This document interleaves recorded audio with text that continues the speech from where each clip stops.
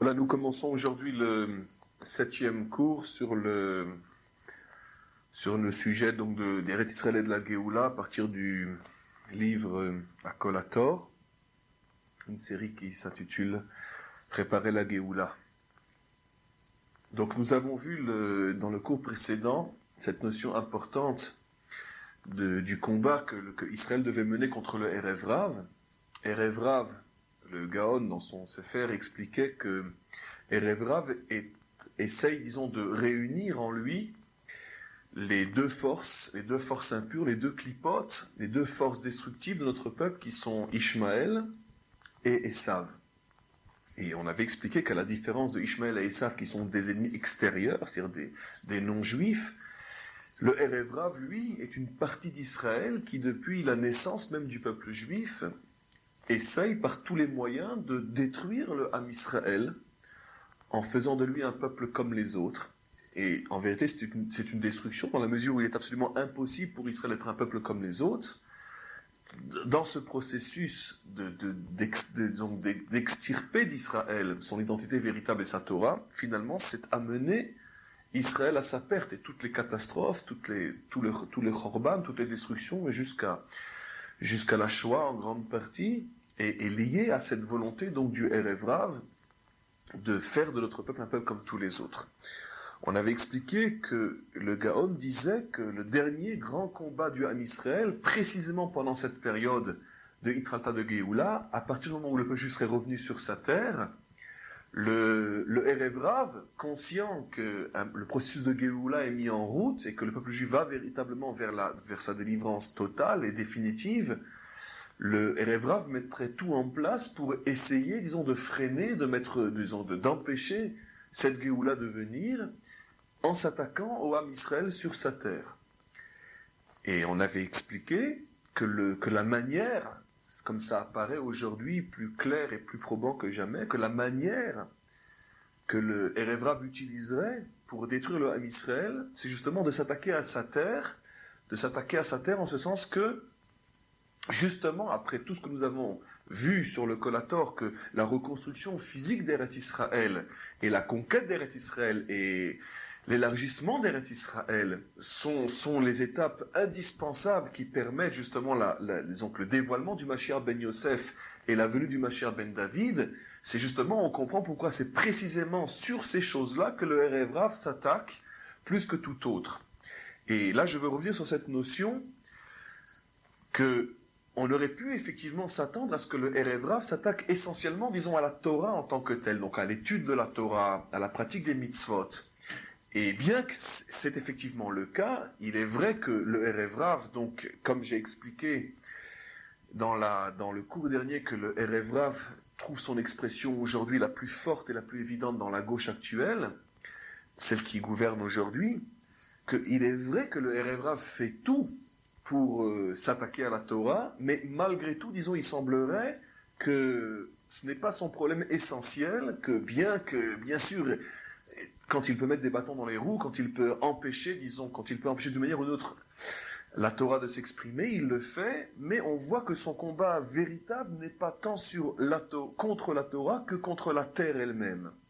Pourquoi ? Parce que justement, nous sommes pour l'instant dans une période de préparation à la Géoula, et cette période de préparation est surtout une période pendant laquelle le peuple juif doit manifester son amour pour sa terre et sa volonté de reconstruire cette terre qui était un désert pendant des millénaires, et surtout récupérer tous les endroits de cette terre qui portent d'une manière vivante jusqu'à aujourd'hui encore tous les symboles, disons, de notre identité juive authentique, tels des villes comme Hebron, où sont enterrés les patriarches, ou des villes comme Shrem, où est enterré Yosef Hatzadik, et combien d'autres endroits, et précisément les Shtachim, donc les territoires, la Judée-Samarie, sont, comme par hasard, de tout Eretz Israël, les endroits qui portent, disons, les plus grands symboles de notre présence millénaire sur notre terre. Et par exemple, même Jérusalem-Est, territoire dans lequel il se trouve donc le mont des Oliviers. Le mont des Oliviers aussi fait partie du Jérusalem-Est. C'est le seul cimetière au monde qui contient les tombes juives les plus anciennes, qui remontent jusqu'aux prophètes. Même le cimetière de Tzfat ne contient pas autant, disons, de souvenirs d'un passé aussi éloigné de notre présence en Eretz Israël, notre présence attachée à la Torah en Eretz Israël. Combien de rois sont enterrés dans le cimetière, dans ce cimetière-là? Combien de prophètes? Combien de tzadikim?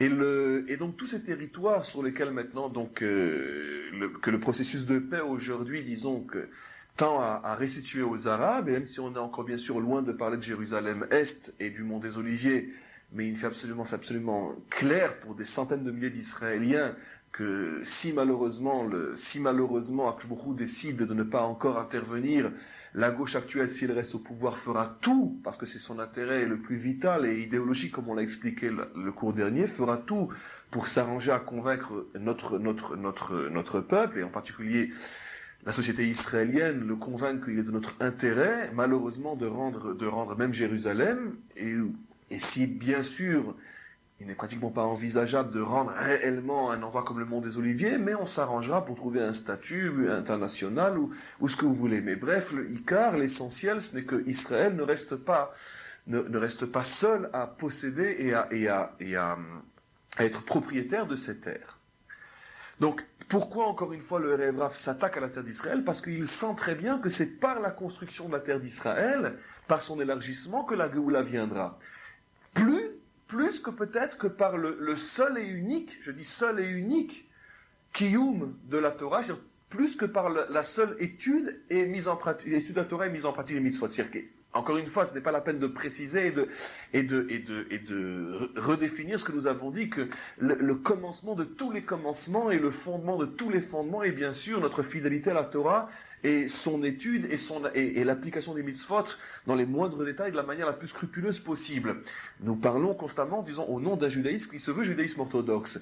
Là-dessus, ce n'est pas la peine de revenir sur ce point-là. Seulement, ce que nous avons expliqué, c'est que aujourd'hui, dans cette période de Itralta de Géoula, donc l'étude exclusive, donc s'enfermer d'une manière exclusive dans l'étude de la Torah et la pratique des mitzvot ne peut plus suffire aujourd'hui pour amener la Géoula, parce qu'une nouvelle phase a commencé dans notre histoire, la phase de l'Itrata de Géoula, et il est absolument important que nous ayons ce souci, pas seulement d'étudier, de mettre en pratique les mitzvot, mais de construire réellement notre terre et de parfaire la société israélienne, sur tous les juifs qui vivent en Israël, les parfaire cette société-là et la construire selon le modèle de la Torah.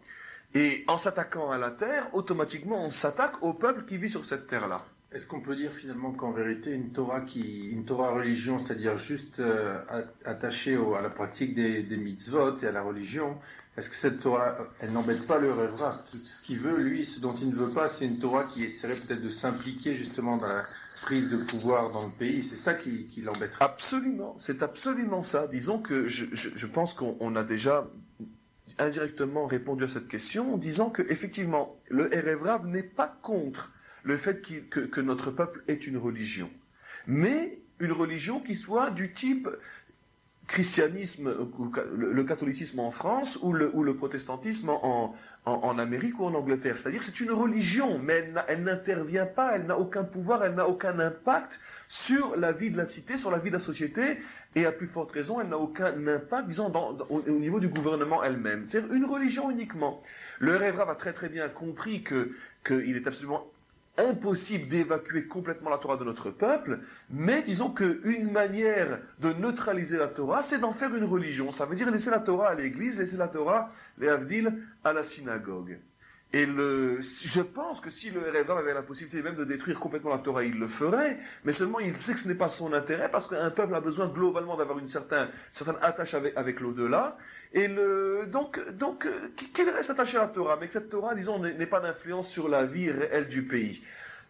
Et en ce sens-là, ça lui permet de ressembler absolument aux nations, toutes les nations, même les plus modernes, ont continué à garder la religion, mais une religion réduite au simple fait, disons, d'aspiration vers une aspiration, un regard vers l'au-delà, montrant qu'il n'a pas de prise sur le Olam Hazé, sur le monde d'aujourd'hui. Alors, on avait expliqué aussi dans le précédent cours que cette volonté de rendre les shtachim provenait du fait que c'était absolument pas, comme on le verra aujourd'hui, un problème de shalom, un problème de faire la paix avec les Arabes. Ceci n'est qu'une couverture, n'est qu'un masque qui voit le problème essentiel, mais c'est essentiellement le fait, disons, de redéfinir d'une autre manière l'identité d'Israël et surtout donner un autre sens, donner un nouveau sens au retour d'Israël sur sa terre et surtout aux victoires militaires d'Israël. La guerre des 6 jours qui, elle, a permis, disons, de retrouver tous ces territoires qui aujourd'hui sont vendus avec lâcheté et soumission aux Arabes, la guerre de 6 jours a prouvé et dévoilé qu'au-dessus de toute espérance et de toute force, elle, de notre armée, c'était véritablement Dieu qui intervenait et qui manifestait donc sa volonté claire de nous permettre de nous réinstaller sur notre terre et de reconquérir toute notre terre et surtout les parties de notre terre qui portent encore une fois tous les symboles de notre passé sur cette terre. Et depuis le départ, la gauche avait manifesté, disons, son dégoût de cette victoire, son dégoût idéologique de cette victoire, parce que justement, ça renforçait notre peuple dans sa certitude que Dieu est avec nous et que Dieu est en train de nous amener vers la Géoula. Et surtout, ça faisait rentrer, ça permettait, disons, à la société israélienne de récupérer trop de symboles religieux qui dérangent la gauche, qui dérangent le Erev Rav. Et c'est pour ça que depuis le départ, en pleine guerre de 6 jours, comme on l'a expliqué, la gauche et ses représentants à l'époque, Moshe Dayan, a tout fait pour assurer les Arabes que rien ne serait fait en tout cas pour proclamer que ces terres conquises soient terres israéliennes et surtout que rien ne serait fait pour empêcher les Arabes de continuer à pratiquer l'islam, leur religion, précisément sur les endroits qui sont pour nous les plus sacrés de notre peuple, comme l'esplanade du temple où se trouve la mosquée, ou comme Hebron où se trouve encore une fois une mosquée à l'endroit de nos patriarches. On a terminé donc ce cours-là en rappelant que Esav finalement est le champion du mensonge, champion de la ruse, et qu'il se dissimule, Esav donc le Erev Rav, et se dissimule derrière des prétendus idéaux, de prétendus humanismes, prétendus, disons, grandes valeurs et grandes notions, uniquement pour tromper le monde entier et faire croire qu'il aspire à la perfection, qu'il aspire à la construction du monde, et dans notre cas précis, qu'il aspire au shalom, et tout ça dans le but d'opérer un véritable tour de magie qui paralyse et qui trompe le monde entier, et que grâce à ce tour de magie inimaginable, il arrive finalement à construire son idéologie perverse, qui est la destruction du Ham Israël, qui est mettre fin à la Géoula, et restituer, remettre dans la main des Arabes, finalement, tous les symboles de notre peuple, jusqu'à finalement, comme on avait expliqué, le fils qui tue son père, jusqu'à restituer une ville comme Hebron, qui est la ville de nos pères, donc qui est le Makor, qui est la racine, la naissance de notre peuple. Et en se débarrassant de nos pères, il n'y a pas une plus grande révolte du fils contre son père, c'est une mise à mort finalement de notre origine, tout ça dans le but de nous priver de nos racines. C'est tellement étonnant qu'une partie du peuple juif, elle se laisse encore avoir par ces grands idéaux, parce qu'on voit dans toute l'histoire que dès qu'il y a eu des grands idéaux, le communisme, etc., on voit tout le temps que ça a dévié, ça a chuté, ça peut rien donner. Oui, et le Ham Israël a beaucoup de mal à tirer des leçons du passé. Et une des raisons essentielles à cela est le fait que, comme d'ailleurs le Zohar le dit explicitement, que malheureusement, à cause de nos fautes, à cause de notre incapacité, disons, d'amener au pouvoir des gens qui sont des juifs authentiques, malheureusement, le Erev Rav, bien que, comme je l'ai déjà expliqué, est une toute petite, une infime minorité de notre peuple, mais malheureusement, ils sont constamment au pouvoir. C'est constamment eux qui dirigent. C'était le cas en Galout, c'était le cas déjà avant le Chorban Bet Sheni, où les Sadducéens, par exemple, qui étaient le Erev Rav de l'époque, les Sadducéens étaient proches du pouvoir romain, une grande partie des rois, disons, étaient très proches des Sadducéens. À une époque même, les Sadducéens et le roi juif qui régnait à ce moment-là ont fait exterminer pratiquement tous les sages de la Torah de l'époque, sauf un ou deux. Et bien que les Sadducéens à cette époque-là aussi étaient une toute petite minorité, disons, de juifs, mais c'était les plus riches, les plus puissants, ceux qui avaient le pouvoir. Et l'histoire se répète, c'est encore aujourd'hui, finalement, peut-être que 4 ou 5 ou 6% et encore de la société israélienne, disons, est proche de ce Erev Rav, et malgré tout, c'est eux qui sont au pouvoir, c'est eux qui ont l'argent, c'est eux qui tiennent l'armée, c'est eux qui décident pour notre peuple, et surtout, le plus grave, c'est eux qui tiennent les médias, c'est eux qui tiennent l'information. Aujourd'hui, plus que jamais, on sait très bien que l'information d'Israël est entre les mains du Meretz, entre les mains de Shulamit Aloni. C'est eux donc qui passent les messages qu'ils veulent. Toute la presse israélienne, la télévision, la radio est entre les mains d'une des pires ennemis de la Torah, d'une des pires ennemis du peuple juif que nous ayons connu dans notre histoire. Une personne qui sans aucune honte, sans aucune boucha, sans aucun, disons, regret, annonce et dit clairement et à haute voix qu'elle est contre la Torah, qu'elle est contre le judaïsme, et même elle a souvent des propos, disons, qui sont très, très, très, très, très blessants et très, très graves contre combien de grandes figures du judaïsme, même du judaïsme biblique, des personnages comme David Ameller ou d'autres. En tous les cas, aujourd'hui, je veux revenir sur cette notion, donc, de ce mensonge de Esav, comment Esav, justement précisément par le processus de paix, arrive à tromper le monde entier et à convaincre combien de juifs qui sont de bonne foi de ces bonnes intentions, alors qu'en vérité son intention véritable est de détruire le Ham Israël. Et il existe une explication bien connue de nos maîtres en ce qui concerne les animaux qui nous est interdit de consommer. On sait que pour qu'un animal soit cachère, il doit posséder 2 signes de pureté. Un signe qui est intérieur, c'est-à-dire le fait qu'il rumine, ça se passe à l'intérieur de la bête, et un autre signe extérieur, un signe que tout le monde peut voir, puisqu'il doit avoir les sabots fendus. Donc ces 2 signes, extérieur et intérieur, les sabots fendus, ruminants, font qu'un animal est cachère, qu'il est permis à la consommation. Or, il y a une chose intéressante dans la Torah, c'est que lorsqu'elle nous donne des exemples d'animaux interdits, elle ne cite que des animaux qui possèdent au moins un des 2 signes de pureté. On ne voit pas que la Torah, disons, pour parler d'un animal qui n'est pas caché, un animal impur, donne l'exemple d'un animal qui ne soit à la fois ni ruminant et qui n'ait pas les sabots fendus. Elle prend toujours des exemples où, bien que l'animal soit impur, il possède un signe de pureté. Par exemple, les versets nous parlent du chameau ou du porc. Le porc qui, lui, a un signe de pureté, il a les sabots fendus, mais il ne rumine pas. Donc, on peut se poser la question, nos maîtres se posent la question, déjà dans le Talmud et dans le Midrash, pourquoi la Torah ne cite-t-elle pas aussi des animaux qui n'ont aucun signe de pureté? Alors, quelle est la réponse de nos maîtres? Nos maîtres disent que la Torah veut nous enseigner qu'il n'existe en vérité rien de plus dangereux que celui qui est impur, mais qui malgré tout possède un signe de pureté.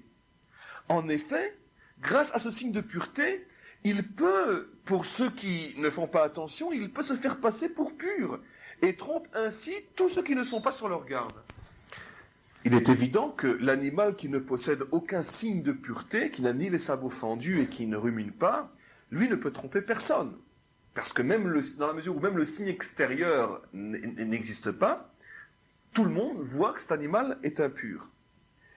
Donc rien n'est plus dangereux, encore une fois, que celui qui a la possibilité de tromper les autres en ne présentant qu'un seul signe d'impureté et étant capable justement de montrer qu'il est à moitié pur.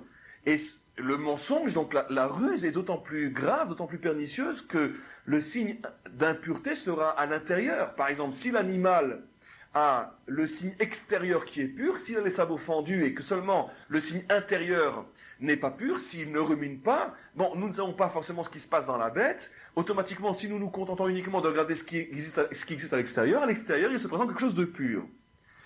Ainsi, nos maîtres ont dit que le symbole du mensonge et de l'impureté est le porc. Pourquoi? Parce que le porc, disent nos maîtres, nous tend ses sabots et nous dit « Regardez, je suis pur ». Cependant, bien qu'extérieurement il paraisse cachère, il dissimule en lui une immense impureté, puisqu'il ne rumine pas. Rien n'est donc plus dangereux que celui qui peut présenter à l'extérieur un signe de pureté. Et regardons ce que nos maîtres rajoutent. Ils disent, le porc, c'est le symbole de Esav. Pourquoi? Car lui aussi paraissait pur à l'extérieur, au point qu'il réussit à tromper Yitzhak, son père. Mais en fait, il est le symbole du mensonge. Tout le monde sait que la Torah affirme que Yitzhak préférait Esav. Il préférait Esav plutôt que Yaakov. Et comment cette chose est possible? La Torah elle-même nous dit, Esav était Tsaïd Bepiv. Il arrivait à tromper son père par sa bouche, précisément par sa bouche. Comment? Il lui posait constamment des questions de Torah, il lui donnait l'impression de s'intéresser aux mitzvot.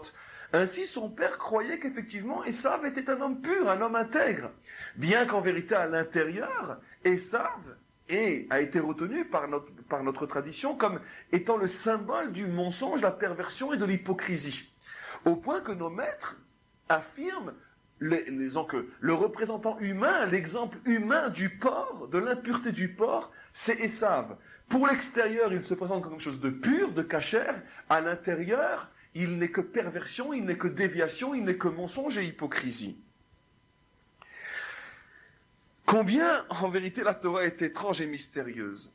Elle nous révèle que le pire ennemi de Yaakov, qui n'était autre que son propre frère et de plus son frère jumeau, ce frère Esav, qui est le symbole du porc, du mensonge et de l'hypocrisie, ce frère est celui qui va devenir le grand-père d'Amalek. Amalek, qui est Amalek? Amalek, c'est le symbole du génocide, de la Shoah, des souffrances, son nom et son visage à notre peuple. Amalek, symbole de la haine gratuite, irrationnelle. Amalek, petit-fils de Esav, frère de Yaakov. Donc ce Esav, qui est de père et de mère juive, qui est le frère et le frère jumeau de Yaakov, a engendré Amalek. Amalek, qui lui n'est, bien qu'il soit le petit-fils de Esav, n'est pas vraiment juif dans la mesure où la Torah nous explique que sa mère, elle-même Timna, n'était pas juive, mais malgré tout, il a un lien avec la famille d'Israël, il est issu de la famille d'Israël, et disons qu'il a, si on peut dire, du sang juif dans les veines, bien que d'après la halakha, il n'est pas juif, et Amalek va devenir l'ennemi, le pire ennemi du Ham Israël. C'est celui, Amalek c'est Aman, Amalek c'est Hitler, Amalek, donc c'est tous ceux qui, durant notre histoire, vont essayer de nous exterminer. Amalek c'est la Shoah, et ce Amalek provient de Esav, donc provient d'une attitude à l'intérieur du Ham Israël, puisque Esav est de père et de mère juif. Le Talmud affirme que Esav, Israël Moumar, Esav est un Israël, c'est un juif, mais Moumar, un juif renégat. Et ce juif renégat engendre Amalek, engendre celui qui nous enferme dans des camps de concentration. Et quelle est la particularité de ce juif renégat, de ce Esav? C'est qu'il est comme le porc, il est comme le porc qui, pour l'extérieur, veut se faire passer pour un juif authentique, veut se faire passer pour quelqu'un qui porte les signes de la pureté. Ainsi, nous voyons, d'après cette comparaison entre Esav et le porc, et d'après l'explication de nos maîtres, qu'il existe dans notre peuple, et ceci à chaque génération, des juifs comme Esav, qui sont issus de pères et de mères juifs, et qui, malgré cela, peuvent devenir les pires ennemis du peuple juif. Ce sont précisément ces juifs qui, par leur action contre notre peuple, engendrent des Amalekim, qui, eux, savent réaliser en pratique ce qui, au niveau des Esav, ne sont que des intentions. Nos maîtres, en vérité, connaissaient très précisément ce danger qui guette Yaakov tout au long de son histoire. Ainsi ont-ils voulu nous révéler les signes qui nous permettent de mettre à jour et de dénoncer le Esav de chaque génération. Esav, nous ont-ils dit encore une fois, c'est le porc. Il montre ses sabots et se fait passer pour cachère, mais à l'intérieur, il n'est que mensonge et hypocrisie. Ainsi, nous voyons que Esav essaie absolument de se faire passer pour l'homme le plus cachère du monde. Pour l'extérieur, il ne parle que de grands idéaux, de morale, d'humanisme, de justice et de paix, au point qu'il arrive à tromper Yitzhak.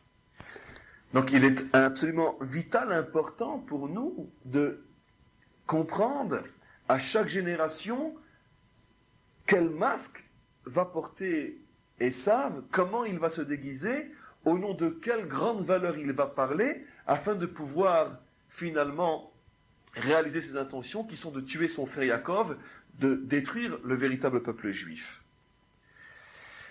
De tous ces bienfaits que Esav prétend apporter à son peuple, il en existe un qui est son atout préféré, grâce auquel il parvient à tromper l'humanité tout entière.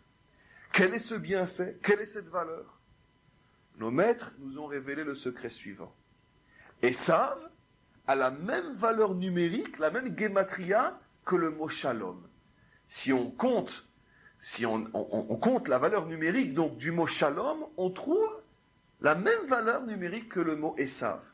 Esav et shalom, la paix, semble-t-il, ont un point commun. Ainsi, Esav, l'ennemi juré du peuple juif, qui pourtant est son frère et le frère de Jacob, nos maîtres disent, ce Esav, c'est l'homme du shalom. Il porte le shalom dans son essence. Son nom même, Esav, par sa valeur numérique, fait allusion au shalom. Tout son discours n'est que shalom. Esav, c'est le shalom. Aussi incroyable que cela puisse paraître, Esav, le menteur, l'hypocrite, cet Esav-là, lui, prétend apporter le shalom pour le Ham Israël. Nous comprenons l'explication de nos maîtres rapportée plus haut, quand ils disent que rien n'est plus dangereux que celui qui possède un signe de pureté, car grâce à ce signe-là, il peut tromper le monde entier.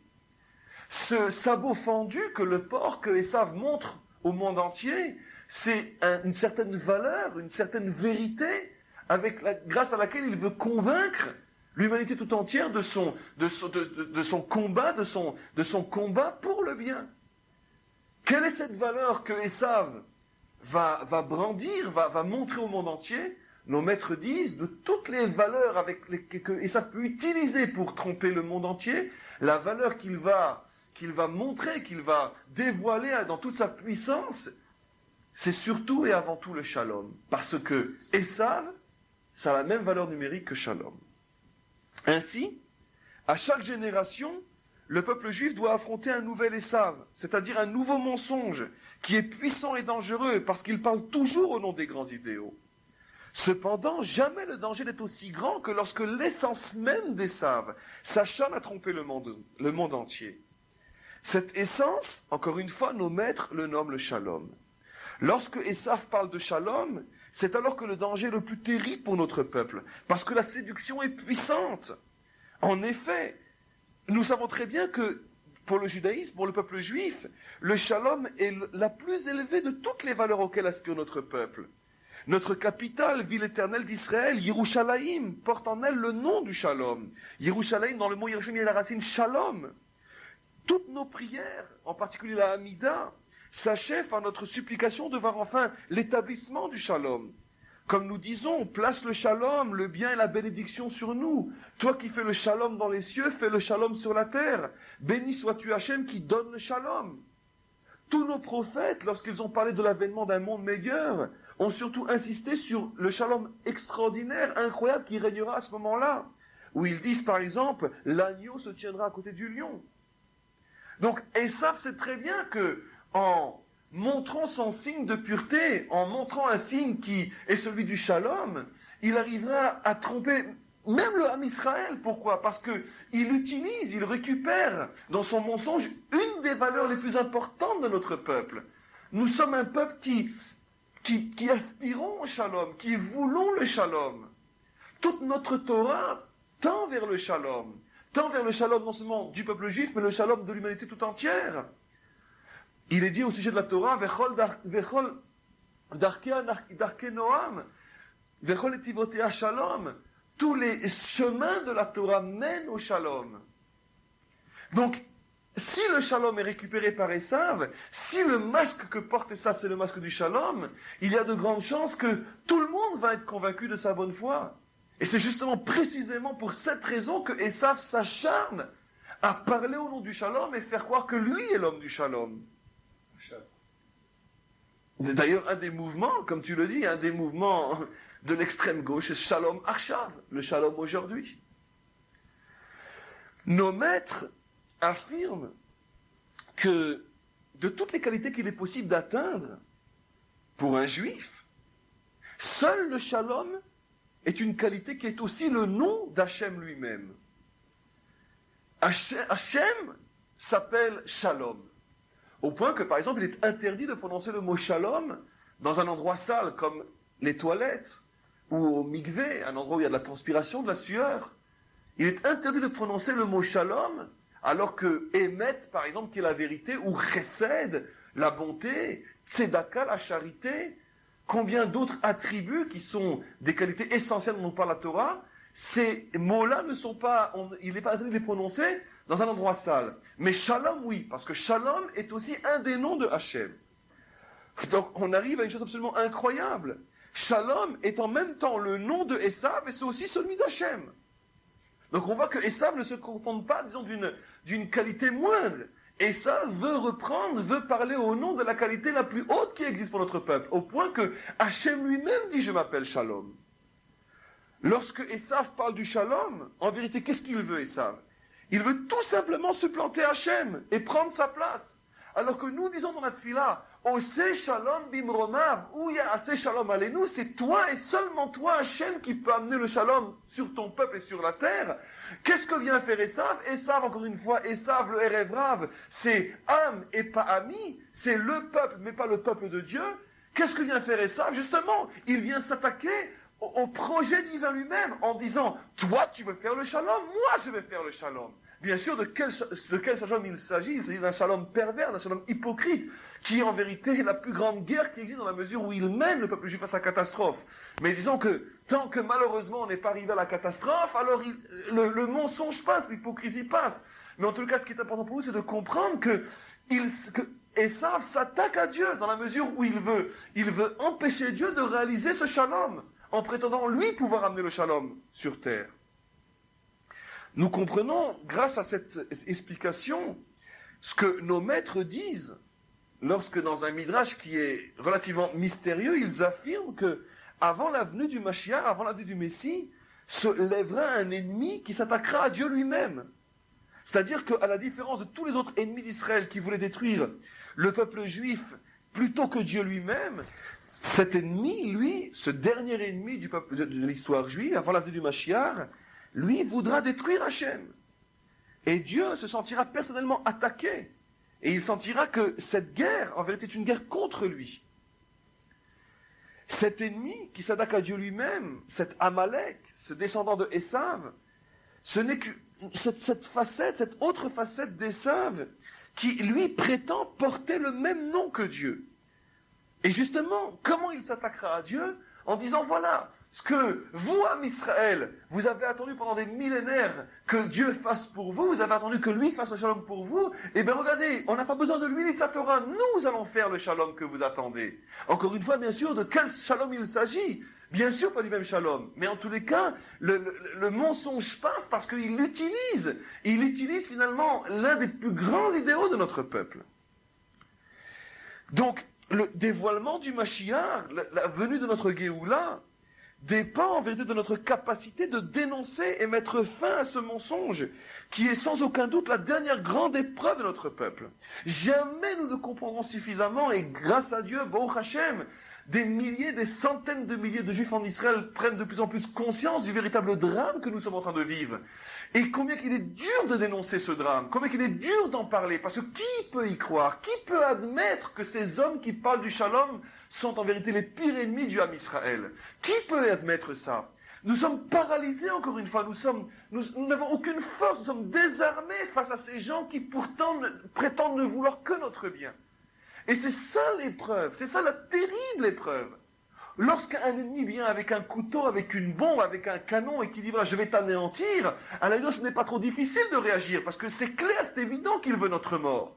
Mais lorsque notre ennemi vient et nous dit je veux ton bien, je veux t'aimer, je veux la paix, je veux tout ce dont tu aspires depuis des millénaires, comment pouvons-nous trouver, pourrait-on dire le culot de se révolter et de dire non en vérité tu veux ma mort? C'est pour ça que cette épreuve est terrible. Il est beaucoup plus facile de se battre contre un ennemi, contre un antisémite, contre un véritable voyou, contre un cosaque ou je ne sais quoi, contre un nazi, que se battre contre quelqu'un qui est mon frère et qui prétend vouloir mon bien. Et être capable de montrer, de dévoiler que consciemment ou non, ces frères-là veulent mettre fin au Ham Israël. Regardons à présent ce qu'est le shalom de Esav. Pour cela, regardons notre Torah. Nous allons voir que tout ce que nous vivons aujourd'hui a déjà été prévu dans notre Torah. Esav, c'est celui qui s'est en vérité toujours efforcé de faire la paix avec ceux qu'Hachem et le peuple juif repoussaient et détestaient le plus. Regardons la Torah. Esav commença à choisir ses femmes en terre de Canaan, alors que les pères et les mères d'Israël ne cessaient de mettre en garde leurs enfants contre de tels mariages. Tous les patriarches ont dit à leurs enfants, je t'en supplie, jure-moi mon fils que tu ne prendras pas une fille en terre de Canaan. Yitzhak puis Yaakov se virent tous les deux interdire avec la plus grande force tout mariage avec des Cananéennes. Par contre, Esav, lui, ne tient absolument pas compte de cette interdiction, et la Torah nous dit que il alla se marier avec 2 femmes, il prit 2 femmes qui étaient toutes 2 filles de Canaan. Donc Esav, dès le départ, nous montre que ceux que notre peuple a le devoir d'éloigner, Esav s'empresse, lui, de courir pour aller les rapprocher. Et les rapprocher de la manière la plus totale, en se mariant avec eux. Mais ça ne suffit pas. Esav ne s'est pas contenté de se marier avec des filles de Canaan. Le comble ne fut atteint que plus tard. Apparemment, non satisfait de ses alliances avec ceux envers lesquels ses pères éprouvaient donc la plus grande répugnance, il décida de dévoiler au monde son grand amour des hommes, son humanisme, son besoin de paix.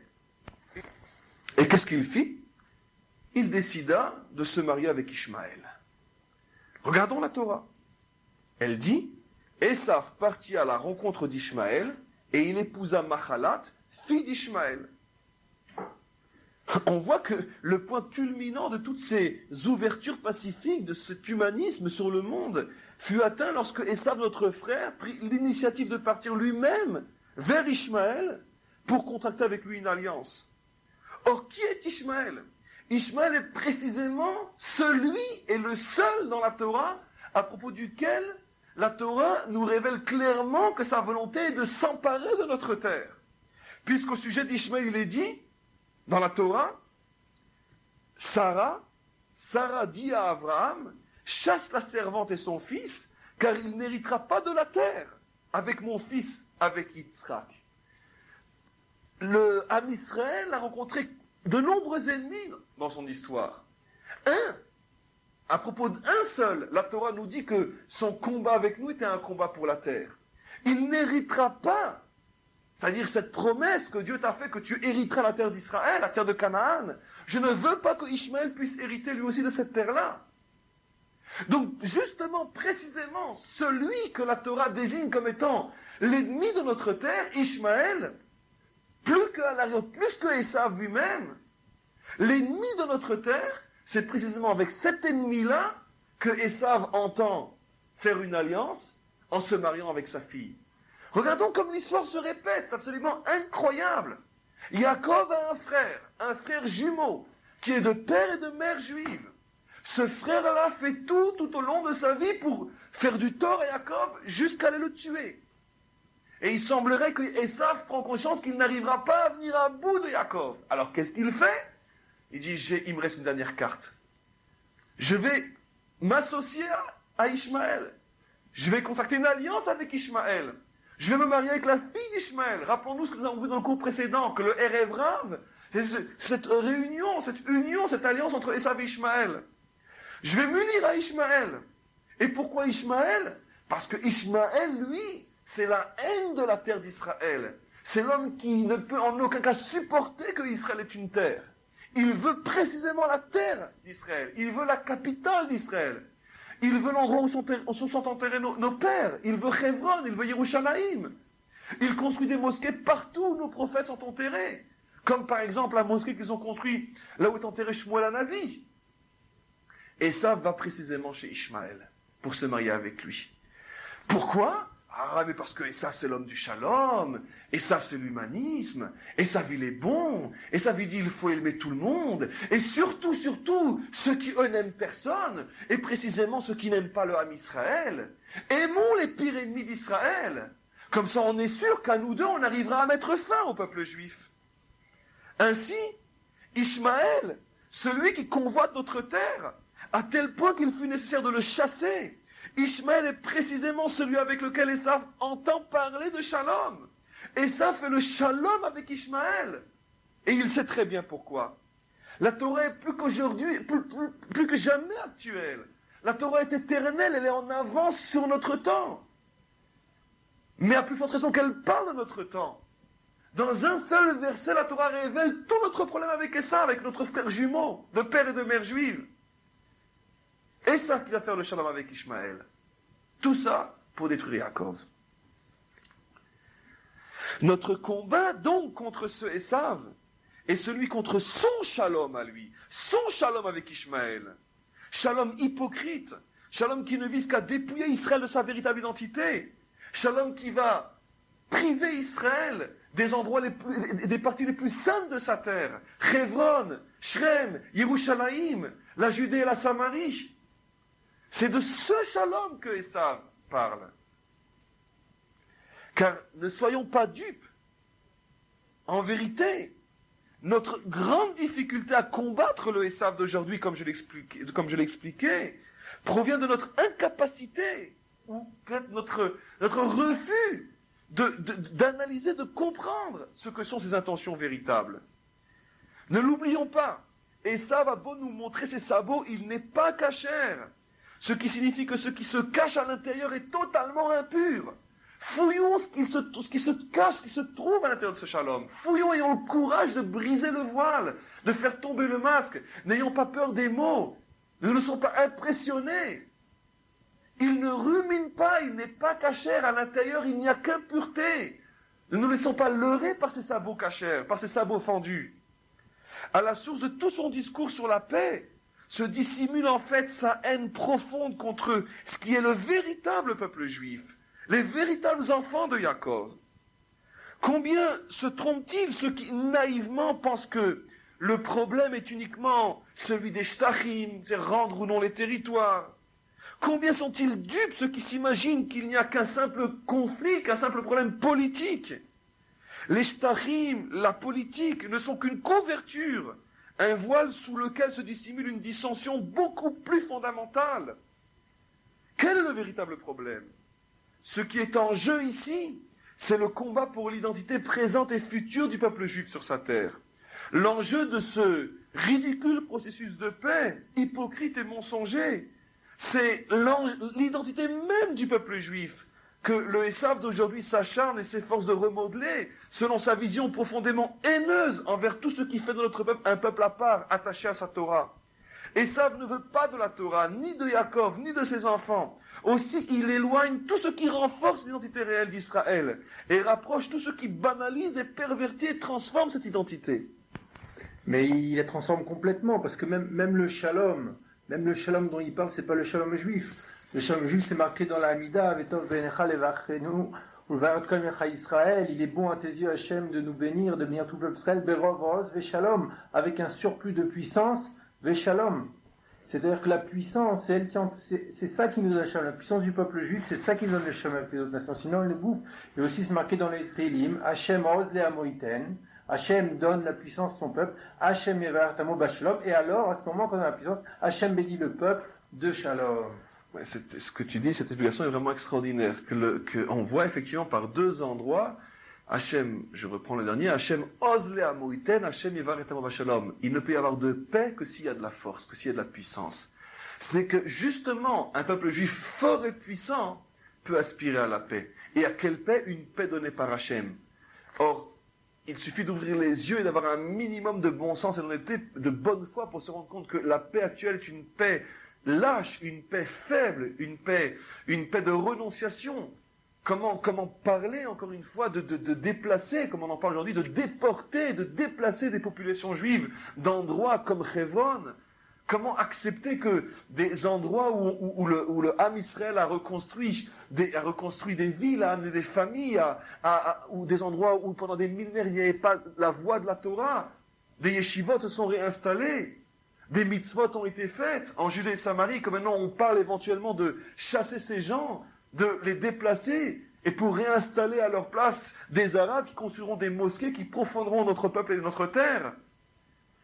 Toutes les semaines, depuis des mois, des milliers et des milliers de prisonniers sont libérés. Et combien d'autres preuves ils ont de la lâcheté, de la faiblesse, de la soumission du gouvernement. Où est le Oz? Où est la puissance? Où est la force? S'il n'y a pas de Oz, il ne peut pas y avoir de Shalom. Nous aspirons au shalom, mais sans sauter l'étape du Oz. Hachem Oz le Amoïten. Le peuple juif doit être puissant. Et à ce moment-là, Yevaret Amo Shalom. À ce moment-là, on peut parler de paix. Mais pas dans la lâcheté, pas dans la faiblesse. Esav, bien sûr, lui a très bien compris que les conséquences du processus de paix seront catastrophiques moralement et spirituellement pour notre peuple. Pourquoi ? Parce que, encore une fois, s'il arrive à instaurer, à faire cette alliance entre lui et Ishmaël, à ce moment-là, il porte un coup terrible à tout ce processus de Géoula et à la véritable identité d'Israël. On pourrait dire, en faisant un jeu de mots, que c'est processus de Géoula contre processus de paix. C'est ça l'enjeu. Ce processus-là contre l'autre. Et Esav est prêt à sacrifier le processus de Géoula pour mettre à sa place un processus de paix qui malheureusement n'aboutira qu'à des catastrophes. C'est pour cela qu'il s'acharne d'embrasser Ishmaël, de lui serrer la main, et lui donne comme dot pour sa fille la terre d'Israël. Oui, c'est ça ce que Esav, le Esav d'aujourd'hui, a apporté à Ishmaël. Marions-nous, faisons la paix. Et moi, je vous donnerai beaucoup d'argent. C'est quoi cet argent-là ? C'est des terres entières, des villes entières. Il sait très bien que traiter avec Ishmaël aujourd'hui, c'est vider le retour d'Israël sur sa terre de tout contenu spirituel. Il sait très bien que donner à Ishmaël des parties de notre terre, c'est prouver et montrer que cette terre n'appartient pas à Dieu, puisqu'il est possible d'en disposer comme bon nous semble, et sans qu'il intervienne. Alors que un des fondements de notre Torah, c'est que la terre appartient à Hachem, en particulier la terre d'Israël. La terre d'Israël n'a qu'un seul roi, c'est Hachem lui-même. Personne ne peut en disposer. Et lui, Esav vient et il décide, je coupe là, je coupe ici, je vends ça, je garde ci. Mais qui tu es pour parler de la terre d'Israël ? Qui tu es pour en disposer comme tu veux ? Qui tu es pour la vendre ? Qui tu es ? C'est un véritable vol. Venir en Eretz Israël et arracher à la terre d'Israël des parties tellement importantes aux yeux et à la face d'Hachem, dans le palais du roi. C'est le plus grand affront, c'est la plus grande négation de l'existence de Dieu qui puisse exister. Non seulement tu n'existes pas, mais la terre nous appartient. Même la terre, à propos de laquelle il est sans arrêt dit dans la Torah que c'est la terre d'Hachem, cette terre-là, je vais te montrer qu'en vérité, elle ne t'appartient pas. Je vais la vendre à donner à qui me semble bon. Il sait très bien, Esav, que tout ce qu'il est en train de faire, c'est nier la particularité d'Israël en apportant à des problèmes qui sont ceux que nous vivons aujourd'hui, des solutions, ces solutions à lui, qui banalisent son histoire, qui banalisent l'histoire d'Israël, et fait d'Israël un peuple au niveau de n'importe quel peuple. Dans la mesure où Esav s'efforce de trouver des solutions, disons des solutions qui sont complètement étrangères à l'esprit de la Torah, des solutions à nos problèmes en tant que peuple face aux Arabes, qu'est-ce que veut prouver Esav ? Esav veut prouver que nous sommes un peuple comme n'importe quel peuple. Pas besoin de Torah. Nos problèmes, on peut les résoudre comme n'importe qui. Si pour ça il faut vendre une partie de notre terre, vendons-la. Si un jour il faut que deux peuples aient la même terre et la même capitale, c'est pas grave. C'est pas grave. On voit à quel point cette haine irrationnelle de la Torah le pousse à la pire des folies. Tout le monde sait, tout le monde en parle en Israël, on n'a aucun exemple dans l'histoire, aucun, même chez les peuples les plus éloignés de tout bon sens et de toute vérité, on n'a aucun exemple dans l'histoire de ce que notre gouvernement est en train de faire aujourd'hui. Aucun exemple. Où a-t-on vu un peuple revenu sur sa terre, qui avait été volé pendant qu'il n'était pas sur sa terre, qui ne déclare aucune guerre, il se fait sans cesse attaquer, dans le but avoué et officiel d'être exterminé. Et ce peuple-là arrive en dépit de la multitude d'ennemis, arrive à non seulement ne pas être exterminé, mais à reprendre possession de toutes ces terres qui lui appartiennent, des terres qui portent des quantités, des centaines, des milliers de preuves comme quoi nous avons vécu sur cette terre-là, et que tout ça on est prêt à le redonner. Où a-t-on vu un peuple qui peut faire une chose pareille ? Où a-t-on vu un peuple ? Et ça ne s'arrête pas là. Ça va beaucoup plus loin que ça. On commence à préparer éventuellement notre peuple en Eretz Israël au fait qu'un jour il devra supporter que la même capitale soit partagée par deux peuples? Où a-t-on vu une chose pareille? Il n'y a aucune trace d'une telle folie, d'un scandale pareil dans l'histoire. Rien ne peut justifier une telle attitude, si ce n'est cette volonté folle, criminelle, de tout faire pour empêcher le Ham Israël d'arriver à la Géoula. Oui, c'est terrible à dire, ça fait mal, parce que nous parlons de notre frère, nous parlons d'un juif comme nous. Mais c'est le Erev Rav. Tous nos maîtres, depuis le Zohar, tous nos maîtres, en passant par le Talmud, par le Midrash, tous nos maîtres, jusqu'au Gaon de Vilna, nous ont prévenus. Attention, le dernier combat sera terrible, terrible, parce que l'ennemi viendra de là où on s'y attend pas. L'ennemi ne viendra pas de l'extérieur, l'ennemi ne viendra pas avec des tanks. L'ennemi viendra avec des paroles mielleuses, avec des mots doux. L'ennemi viendra pour faire notre bien. Avec des sabots fendus. Avec des sabots fendus. Et surtout l'ennemi, et ce qui rend l'épreuve impossible, difficile, l'ennemi viendra de l'intérieur. C'est ça le drame. Et c'est pour ça que personne n'ose vraiment faire quelque chose. Même si plus de la moitié de la population israélienne est consciente du drame qui se trame. Mais personne n'ose vraiment réagir. Parce que comment voir un monstre en celui qui, malgré tout, vit sur la même terre que moi, et est mon frère, et comme moi, fait partie du même peuple. Comment voir une chose pareille? En vérité, il est absolument évident qu'Esav a tellement peur du réveil fantastique de la véritable identité d'Israël, plus nous approchons de la Géoula, et tel que d'ailleurs nous le voyons apparaître ces dernières années en Eretz Israël, où de plus en plus de Juifs non seulement reviennent à la Torah, mais sont de plus en plus conscients que nous devons faire quelque chose pour construire réellement notre peuple sur sa terre. Et ça va peur de ça. Alors, on pourrait dire qu'il s'efforce dans une sorte de dernier espoir d'étouffer, d'anéantir tout ce qui signifie pour lui la fin de son grand mensonge. Il faut réfléchir à ce qui vient d'être dit jusqu'à maintenant. Tant que nous n'aurons pas totalement saisi l'enjeu de notre combat contre Esav, il nous sera impossible de le vaincre. Il profite de notre incapacité à le démasquer.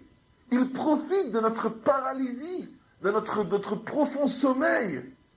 Parce que nous ne voulons pas croire, nous ne sommes pas prêts, disons, à affirmer qu'un juif comme nous puisse en vérité être véritablement notre ennemi. C'est pour ça qu'il continue à utiliser des mots solennels. Il parle de morale, il parle de valeurs hautement humaines, et tout ça afin de nous intimider. Et malheureusement, nous ne savons pas quoi lui répondre. Quoi? Nous, en vérité, juifs fidèles à la Torah, nous ne voulons pas la paix. Lui va nous faire croire que nous sommes les ennemis de la paix. Qui est le grand ami de la paix? Qui est le grand amoureux de la paix? Si ce n'est le juif attaché à la Torah. La Torah tout entière n'est qu'une fantastique louange à la paix. Qui plus que l'homme de la Torah aspire à la paix véritable? Notre Dieu lui-même s'appelle le Shalom. Mais ce que nous ne voulons pas, ce que nous refusons de toutes nos forces, c'est la paix de Esav, la paix du mensonge et de l'hypocrisie, la paix de la lâcheté, la paix faible, la paix des concessions, la paix qui ruine notre terre, la paix qui permet à nos ennemis de proclamer que Jérusalem sera leur capitale. Ce qui déchire notre cœur, c'est la vision d'Esav, notre frère, qui ose aller à la rencontre d'Ishmaël, lui serrer la main, l'embrasser et lui dire « Voilà, en échange, je te donne ma terre ». Ce que nous dénonçons, ce sont ces intentions dangereuses qui veulent se servir de la paix afin d'anéantir l'identité d'Israël renaissante. Ce que nous condamnons de toutes nos forces, c'est cette haine irrationnelle contre notre Dieu, sa Torah, et contre son peuple. Oui, c'est vrai. Nous aussi, et tout juif, veut de toutes ses forces la paix. Mais ce que nous voulons, c'est une paix juive, la paix de Yaakov, la paix que seul Dieu est capable d'instaurer, sans sacrifier pour cela la vérité et la dignité d'Israël. Regardons l'histoire. Il y a quelques décennies, de nombreux juifs se sont tournés vers Berlin, au début de l'émancipation. Eux aussi, parlait d'ouverture, de tolérance, d'un monde meilleur. Il parlait de la confiance que nous devons placer, que nous devons éprouver face aux non-juifs. Ils ont changé. Ils veulent notre bien. Ils ont compris qu'ils nous ont fait suffisamment de mal. Ils ne veulent plus nous voir dans les ghettos. Allons vers eux. Tendons-leur la main. Habillons-nous comme eux. Parlons comme eux. Marions-nous avec eux. Mangeons à leur table. Et ces juifs de l'émancipation, ces juifs qui voyaient en Berlin le paradis qui allait les sortir du ghetto et de la misère, ces juifs regardaient les autres juifs, Yaakov, ceux qui continuaient à s'opposer, ceux qui ne voulaient pas de cette ouverture, de cet humanisme. Ils les regardaient comme des juifs misérables et honteux. Déjà alors, Esav et Yaakov se sont affrontés. Esav, bien sûr, avait tout pour plaire. Il se présentait comme le grand sauveur du Ham Israël, celui qui va sortir notre peuple des ghettos, celui qui va lui épargner les pogroms, celui qui va le sortir de la haine et de l'intolérance, celui qui, bref, va faire de lui nouveau un peuple, comme les autres, aimé, respecté. Qu'est-ce que disait le Esav de l'époque? Marions-nous avec nos frères de Berlin ou de Paris ou de Amsterdam. Montrons-leur que nous ne sommes pas à ce point différents d'eux. Essayons de leur ressembler. Parlons leur langage. Regardez, vous ne voulez pas comprendre à quel point ces gens nous aiment, à quel point ils regrettent le mal qu'ils nous ont fait. Le Yaakov de l'époque, lui, savait très bien qu'en vérité, Esav, son frère, ne cherchait en fait qu'à anéantir l'identité véritable d'Israël. Sous couvert d'ouverture et de tolérance, c'est en fait le peuple juif qu'Esav voulait exterminer spirituellement. Esav ne voulait plus de Torah, ne voulait plus de différence, ne voulait plus paraître autrement que les autres. Il voulait détruire tout ce qui, dans la Torah, empêchait le peuple juif de s'assimiler. Et ça, Yaakov l'avait très très bien compris. C'est pour ça que Yaakov refusait de se soumettre, d'essayer de se laisser convaincre par tous les propos humanistes et tolérants, des propos d'ouverture que tenait le Esav de l'époque. Et malheureusement, l'histoire a donné raison à Yaakov. De Berlin précisément, sortir ceux qui ne firent aucune différence entre Esav et Yaakov. À Auschwitz, Esav et Yaakov, les deux frères, se sont retrouvés réunis dans leur terrible destin. Si Yaakov, lui, aujourd'hui encore, pleure sur les cendres de ses enfants, Esav à nouveau, lui n'a aucune mémoire, il a déjà tout oublié. À nouveau, il tourne ses yeux cette fois-ci sur Ishmaël. Il croit en ses sourires, recherche ses promesses. À nouveau, il regarde son frère Yaakov avec mépris et dédain.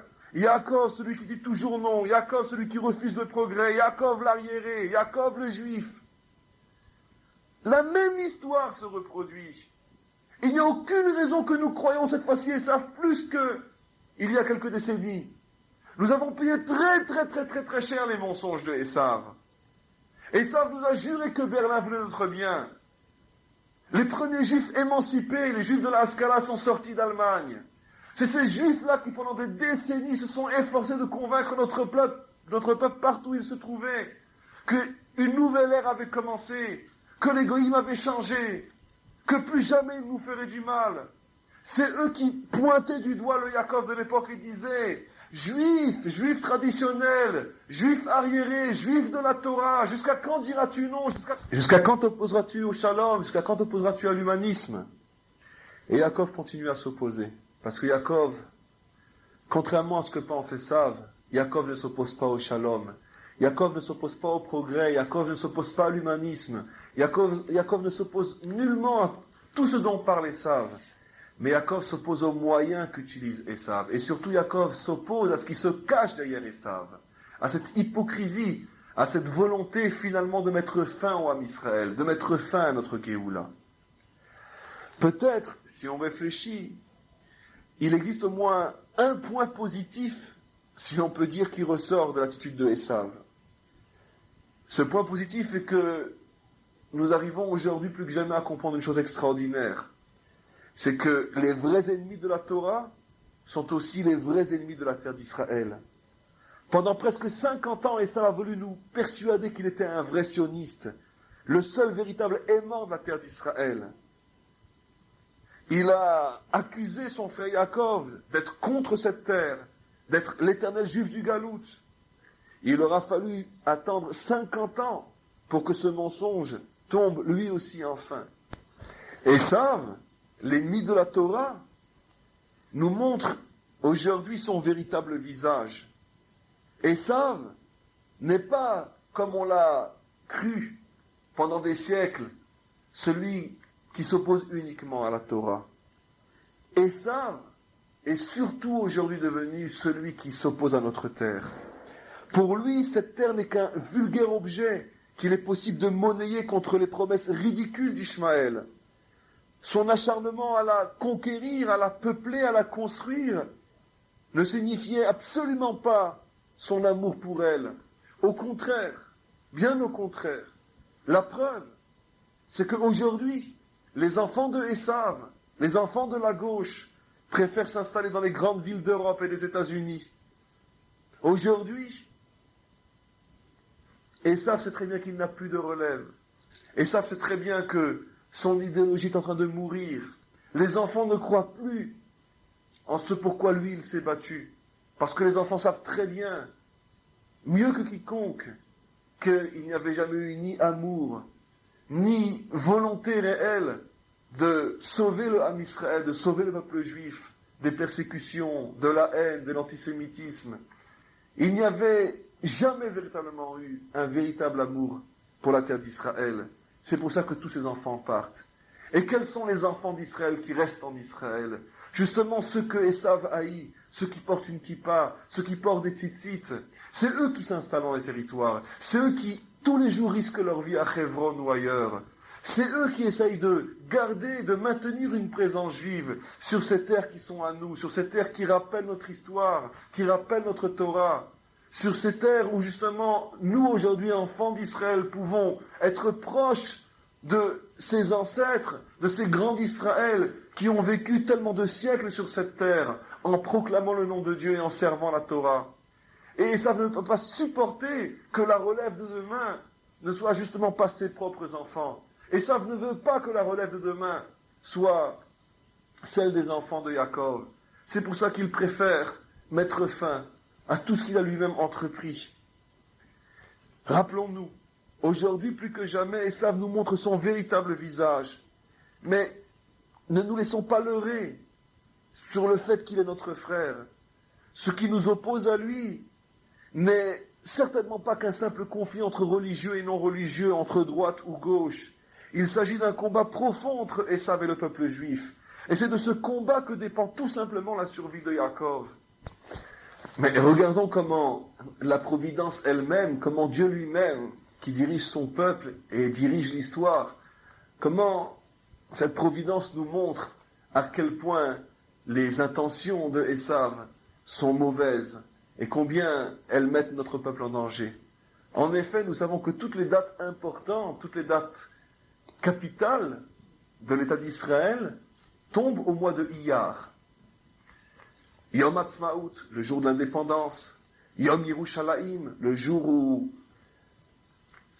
pendant la guerre des 6 jours, notre peuple a récupéré Jérusalem et surtout le Kotel. De même Yom HaZikaron, le jour de souvenir pour tous les soldats tombés pendant les guerres d'Israël. De même Yom HaShoah, qui est le symbole du Galout, le symbole de nos souffrances, et qui précisément rappelle que le peuple juif est revenu sur sa terre pour mettre fin à ses souffrances. Tous ces grands jours, Yom HaShoah, Yom HaZikaron, Yom Ha'atzmaut, Yom Yerushalayim, tous ces grands jours tombent au mois de Iyar. Donc ces jours qui finalement sont là pour nous rappeler qu'une ère nouvelle a commencé, une ère de reconstruction, une ère d'indépendance, de libération pour notre peuple. Et regardons, cette même gauche qui pendant des décennies a été celle qui a effectivement reconstruit notre terre, qui a été effectivement celle qui était au pouvoir lorsque des guerres telles que la guerre des 6 jours ou la guerre de Kippour et à plus forte raison la guerre de 48 ont été gagnées. Cette même gauche qui était au pouvoir lorsque nos soldats sont rentrés pendant la guerre des 6 jours à Jérusalem et libéré le Kotel, cette même gauche a signé les accords avec Arafat, précisément au mois de Iyar. L'accord sur Jéricho et Gaza d'abord a été signé au mois de Iyar. Pourquoi au mois de Iyar? Alors qu'on sait combien et combien de fois cet accord devait être signé, a été repoussé sans arrêt, sans arrêt. Nous comprenons seulement aujourd'hui pourquoi Dieu lui-même a fait en sorte que cet accord ne soit pas signé dans les dates ultérieures, au moment où ça avait été prévu plus de 10 fois, et que Dieu a choisi que cette signature ne puisse avoir lieu qu'au mois de Iyar. C'est précisément le même mois où nous célébrons l'indépendance de notre État, Yom Ha'atzmaut. C'est précisément ce même mois que les accords qui, si Dieu n'intervient pas avant, permettront la création d'un État palestinien sur notre terre, que ces accords ont été signés. Au mois d'Iyar, la terre d'Israël a commencé à être libérée, et au mois de Iyar, la même gauche a signé des accords qui promettent à nos ennemis de retrouver une grande partie de notre terre, et sans doute, sans aucun doute, de pouvoir un jour avoir Jérusalem comme capitale. Pourquoi le même mois? Tout ça, bien sûr, parce que la Providence veut nous montrer qu'il n'y a en vérité jamais eu de construction réelle. La gauche n'a jamais voulu construire le peuple juif, jamais voulu reconstruire la terre d'Israël. La gauche avait une autre intention, une intention tout à fait différente que ce que ses actions apparemment montrent, puisque cette même gauche a été capable, le même mois, elle n'a même pas ressenti, elle n'a même pas personne dans le gouvernement, personne d'Israël a ressenti, mais qu'il y avait ici une aberration, un non-sens. Comment le même mois fêter l'indépendance et permettre aux Palestiniens de fêter le début de leur indépendance? Comment est-il possible que personne dans le gouvernement n'ait vu une chose pareille? Tout simplement parce que la Hashgacha, la Providence, en a décidé autrement. La Hashgacha, une fois de plus, Dieu, une fois de plus, nous donne des signes inimaginables, incroyables, du danger que nous sommes en train de courir. Et justement, c'est pour cette raison que Dieu a attendu le mois d'Iyar, n'a pas permis à la gauche de signer ces accords avant le mois d'Iyar, pour que ça devienne clair, limpide, pour tous ceux qui ont encore des yeux pour voir et un cœur pour ressentir, que justement, c'est pendant le mois d'Iyar, mois où nous célébrons le début de notre délivrance, c'est pendant ce mois-là que nous avons mis aussi en place un processus qui est le commencement, Chas v'Shalom, de notre anéantissement. Et regardons ce qui se passe avec Yom Yerushalayim. Le jour où nos soldats, pendant la guerre des 6 jours, ont récupéré Jérusalem et le Kotel. Nous avons dit que les accords sur Jéricho et Gaza ont été signés au mois de Iyar. Mais quel est le jour que la Hashgacha, que la Providence a choisi pour que ces accords deviennent effectifs? Quel est le jour où, pour la première fois, des policiers arabes, palestiniens, armés par Israël, sont rentrés à Jéricho? Justement le jour de Jérusalem, Yom Yerushalayim. C'est absolument incroyable. Là encore, comment notre gouvernement, comment notre peuple n'a-t-il pas été capable de sentir l'aberration de la chose, ce qu'il y a d'insensé. Yom Yerushalayim, c'est d'Afka, précisément ce jour-là, que l'accord avec nos ennemis devient effectif. Ce jour-là où des policiers palestiniens armés rentrent à Jéricho. Qu'est-ce que Dieu veut nous faire comprendre? Dieu veut nous faire comprendre que ce sont précisément ceux qui ont prétendument construit la terre d'Israël. C'est ceux-là même qui s'acharnent à la détruire. Il y avait mille et un autres jours possibles, 1000 et un autres moments possibles. Et malgré eux, malgré leur volonté de signer ces accords avant le mois d'Iyar, et surtout, malgré leur volonté sans doute de faire en sorte que les Arabes ne rentrent à Jéricho armés, qu'avant ou qu'après Yom Yerushalayim, Dieu en a décidé autrement. La Hashgacha a voulu que, justement, pour que tout le monde puisse se rendre compte de l'aberration de ce processus de paix, Yom Yerushalayim, Jéricho, ouvre ses portes à des terroristes armés. Nous voyons ici la preuve de tout ce que nous avons expliqué jusqu'à présent. Si véritablement la gauche israélienne avait eu l'intention de reconstruire la terre d'Israël, dans le but de permettre à notre peuple d'arriver enfin jusqu'aux portes de la délivrance. Si véritablement cette gauche-là aimait cette terre, il est absolument impossible qu'elle n'ait pas senti l'horreur de la situation, l'horreur de ces accords signés en plein mois où nous célébrons toutes les fêtes, tous les moments qui nous rappellent notre retour en Eretz Israël. Il est absolument impossible, si véritablement cette gauche-là aimait sa capitale, aimait Jérusalem, il est absolument impossible que cette gauche-là n'aurait pas tout fait pour empêcher que les premiers policiers armés arabes rentrent à Jéricho en plein Yom Yerushalayim. Malheureusement, toujours et encore, ce n'est pas tout le monde et pas suffisamment de Juifs, et surtout en Eretz Israël, qui sont suffisamment conscients au point d'agir de la gravité de la situation.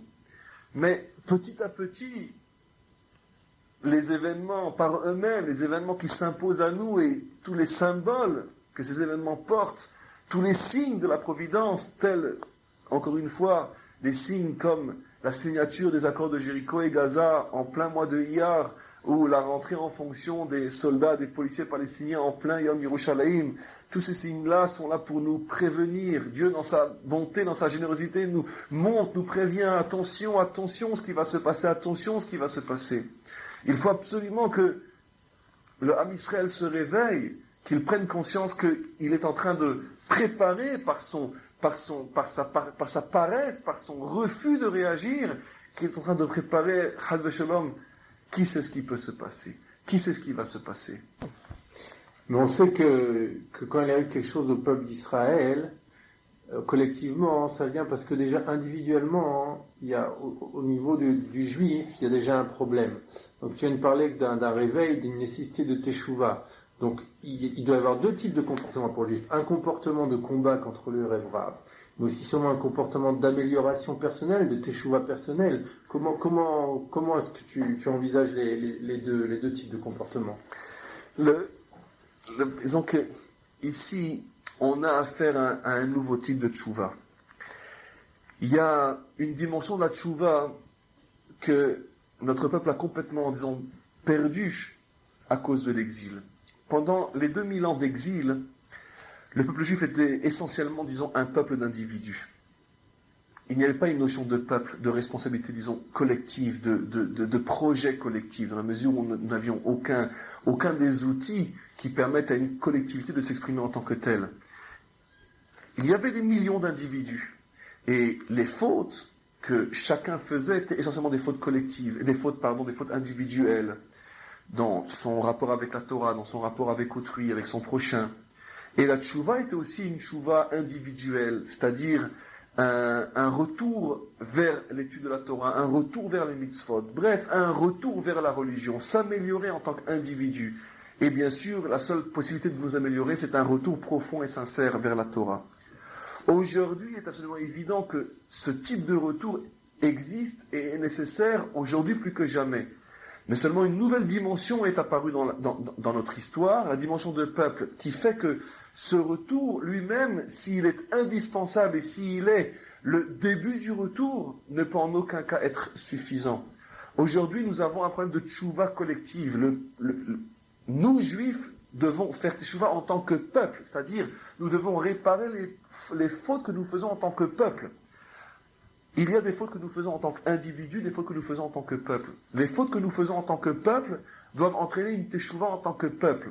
Et précisément, nos fautes en tant que peuple sont des fautes du type, justement, processus de paix, du type permettre à un gouvernement comme le gouvernement de la gauche de gouverner en Eretz Israël, mettre fin, disons, à tous ces mensonges, toute cette propagande, toutes ces idées perverses qui sont sans arrêt déversées tous les jours par les radios, par les journaux, par les médias, par la télévision et le cinéma, par le théâtre ou autre, par les livres qui sont écrits. C'est-à-dire, donc, le problème ici est au niveau du peuple, encore une fois. Ce n'est plus uniquement un problème de manger kasher ou ne pas manger kasher, faire Shabbat ou ne pas faire Shabbat. S'il est absolument encore évident que sans kashrut et sans Shabbat, et sans tefillin et sans limud Torah, on ne peut même pas commencer à parler de Ham Israël. Mais d'un autre côté, même lorsque nous aurons réparé ces choses-là, nous ne sommes pas encore forcément sauvés. Parce que les Averot, les transgressions d'Israël, une fois revenus sur sa terre, sont les transgressions de peuple. Et les transgressions de peuple, encore une fois, doivent être réparées par une tchouva de peuple. Ce qui veut dire qu'aujourd'hui, ça ne nous suffit plus comme en Galoute de savoir qu'est-ce que nous devons faire en tant qu'individu, en tant que juif qui veut être fidèle à la Torah, mais nous devons interroger cette Torah pour savoir ce qu'en tant que peuple nous devons faire. Donc, c'est-à-dire que notre tchouva doit être une tchouva face à nos problèmes en tant que peuple. L'individu juif en Israël n'a pas, lui, de problème direct avec les Arabes, les Palestiniens, c'est nous en tant que peuple qui avons un problème avec les Arabes. Donc, si nous fautons au niveau de nos actions face à ce problème-là, c'est en tant que collectivité, en tant que peuple que nous devons faire teshuva. Si, par exemple, notre économie ou notre société ou notre éducation ou tout ce que nous faisons en tant que nation n'est pas conforme à la Torah, c'est encore une fois en tant que nation que nous devons faire teshuva. Donc, c'est quelque chose de nouveau qui est apparu dans notre histoire. Et c'est pour ça que nous avons tellement de mal à hisser la Torah à ce niveau de Torah de peuple, parce que nous avons pendant 2000 ans été habitués à ne nous préoccuper que d'une Torah qui parle à l'individu.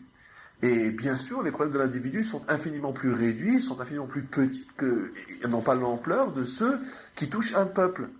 Et c'est à ce niveau-là que nous devons travailler. C'est à ce niveau-là que nous avons le devoir de nous réveiller et d'interroger la Torah et de savoir comment la Torah, par exemple, va nous indiquer le chemin dans nos problèmes avec les Arabes ou dans notre problème avec la délinquance, avec la drogue, avec nos problèmes économiques, problèmes de société.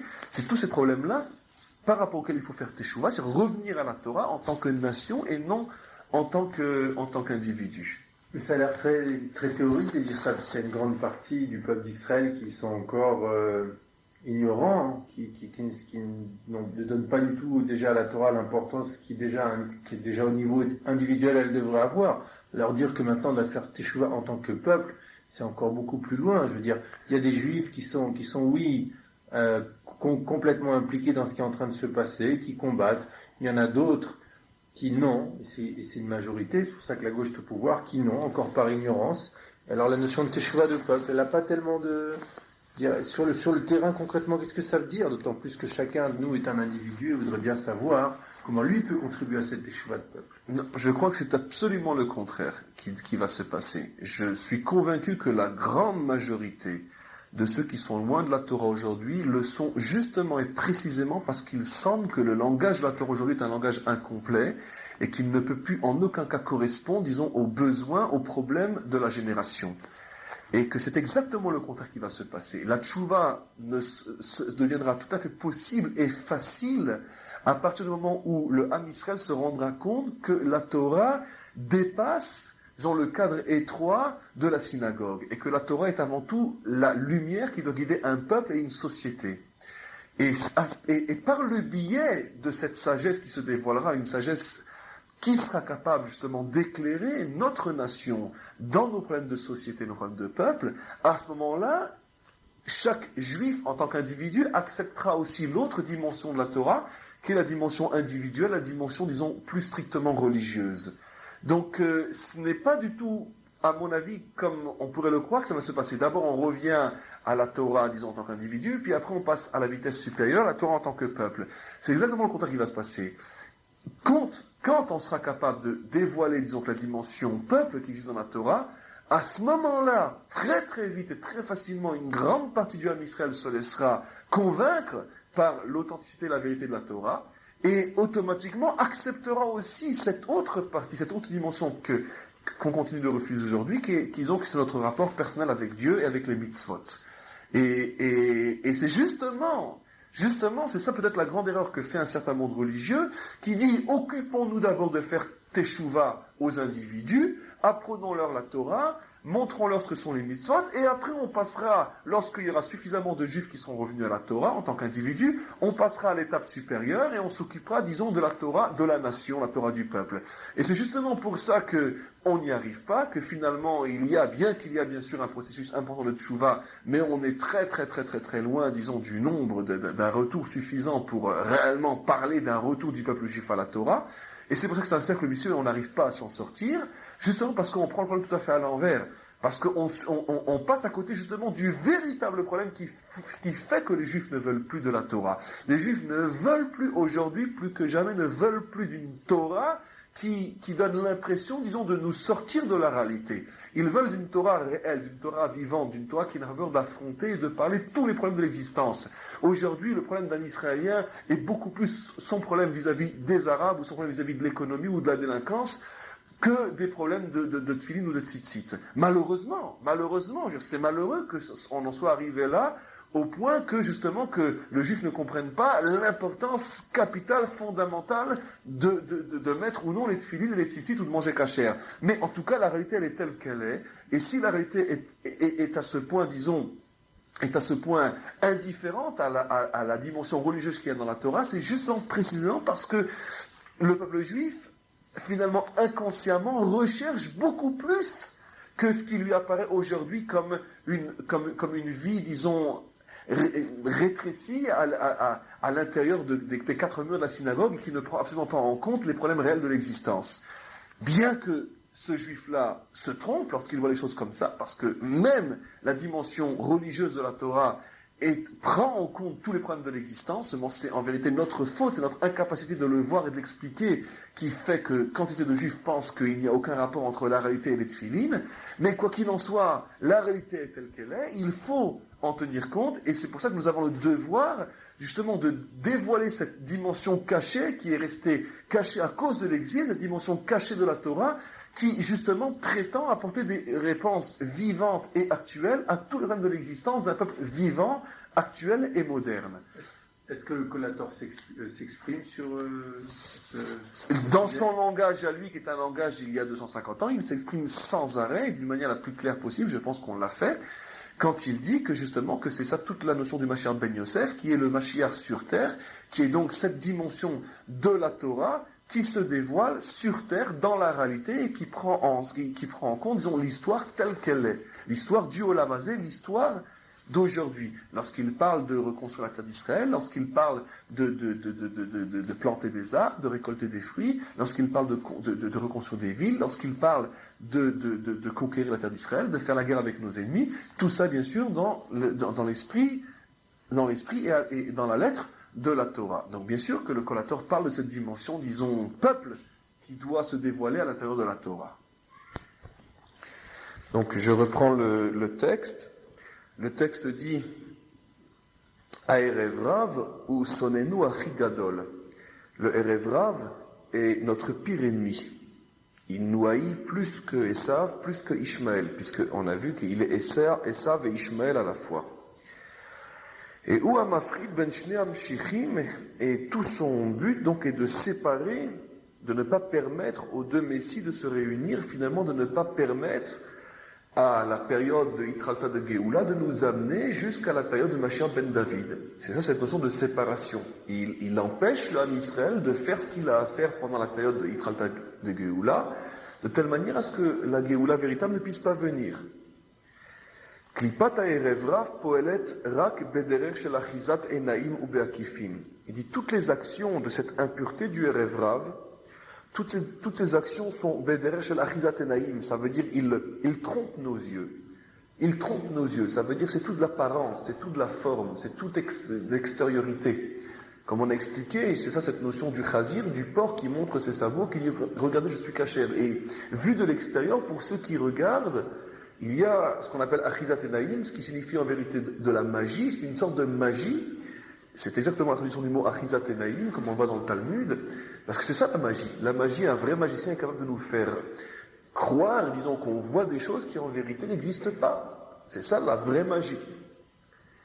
Donc là aussi, il nous parle de shalom, il veut nous faire croire qu'il va obtenir le shalom, mais ce n'est qu'achizat enaim, ce n'est que la magie dans la mesure où à part son discours, tout est faux. Au contraire, il prépare, chas v'shalom, il prépare de grandes catastrophes pour le Ham Israël, par cette attitude de lâcheté et de soumission, qui nie en vérité la présence divine, et qui nie le fait que Hachem est roi en Eretz Israël, et que Hachem a décidé de construire son peuple, de construire sa terre, et de nous amener jusqu'à la Géoula. Une deuxième notion, ou be'akifin, et tout est par ruse, il ruse. Et il suffit d'avoir été en Israël ces dernières années pour se rendre compte, enfin surtout depuis que la gauche est au pouvoir, pour se rendre compte que tous ces discours, tous ces propos, toutes ces actions ne sont que ruses. Les ruses et mensonges. Ils trompent sans arrêt même ceux qui l'ont amené au pouvoir. On pourrait bien sûr apporter des milliers d'exemples, tellement, disons, nous sommes habitués à cette ruse et à ces mensonges que malheureusement nous n'y prêtons même plus attention, mais parmi les plus gros mensonges sont, bien sûr, avant les élections, par exemple, donc le Premier ministre avait explicitement fait des discours dans le Golan en disant que tout celui qui avait un minimum c'était ses propos, tout celui qui avait un minimum de cervelle dans la tête savait qu'il n'était absolument pas question de négocier le Golan, parce que le Golan représentait, disons, un des points stratégiques pour la sécurité d'Israël. Et voilà que maintenant on en est à parler d'évacuation du Golan, ou d'une partie du Golan, et tout le monde sait qu'il y a eu un sheker, qu'il y a eu un mensonge, qu'il y a eu à la rigueur ce que font les autres dans les autres pays pour accéder au pouvoir. Ils mentent et puis après ils font le contraire de ce qu'ils disent. Ça devient beaucoup plus choquant, beaucoup plus étonnant lorsqu'il s'agit d'Israël et de Juifs, et d'autant plus choquant que là le mensonge touche vraiment quelque chose sur lequel Dieu sait combien de centaines, de milliers de soldats sont morts pour ce Golan, surtout pendant la guerre de Kippour. Des centaines et des centaines de soldats sont morts, des centaines d'autres estropiés, paralysés, infirmes à vie pour ce Golan. Et tout le monde sait qu'effectivement le Golan est un point stratégique pour le pays. Et voilà que maintenant on parle de rendre le Golan. Ne parlons pas de ce que c'est comme perte sur le plan économique, sur le plan tourisme. Disons que ça encore pire, c'est de l'argent.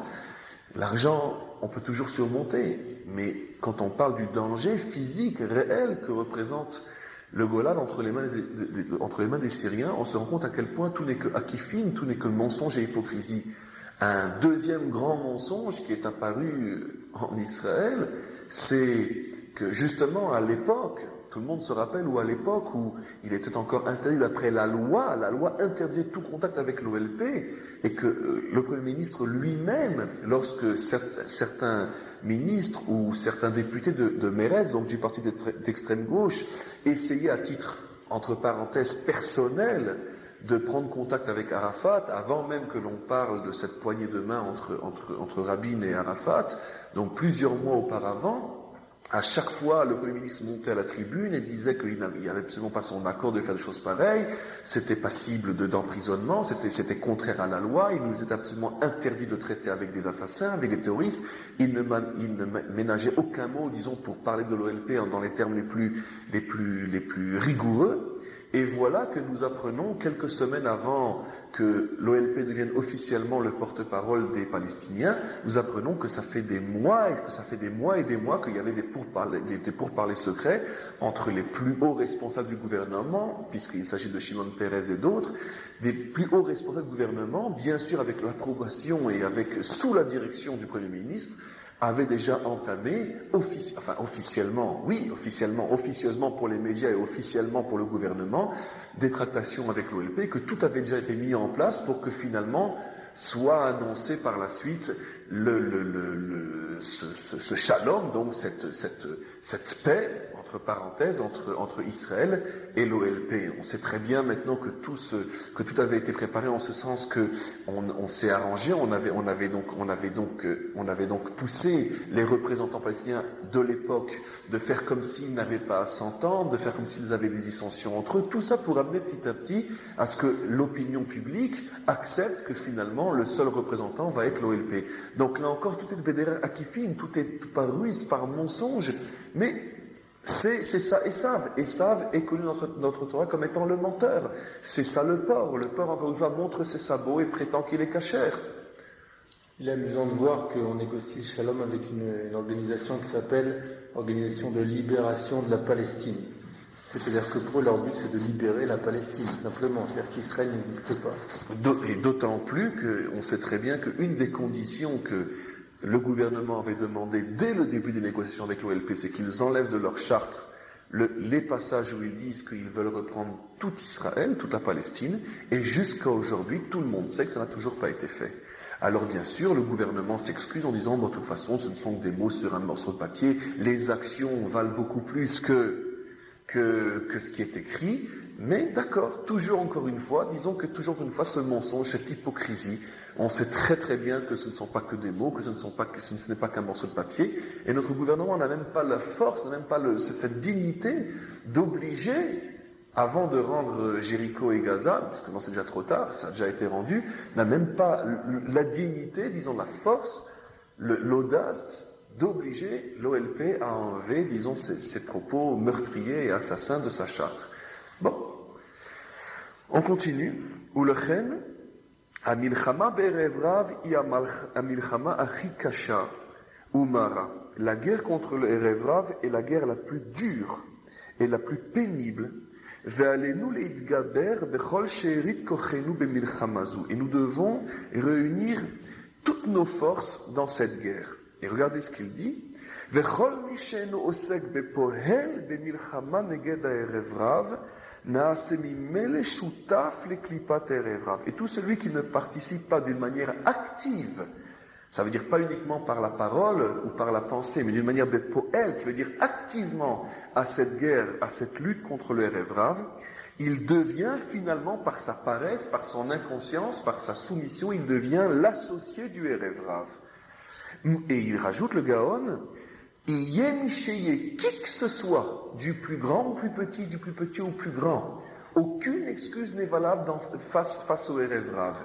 Il faut absolument se battre contre eux et se battre des poèles, ça veut dire donc en faisant des actions qui peuvent permettre, disons, au Ham Israël de se débarrasser du Erev Rav. Et tout celui qui n'agira pas de cette sorte-là, même s'il est le plus grand parmi Israël, il est en vérité l'associé du Erev Rav, il fait partie de ce Erev Rav.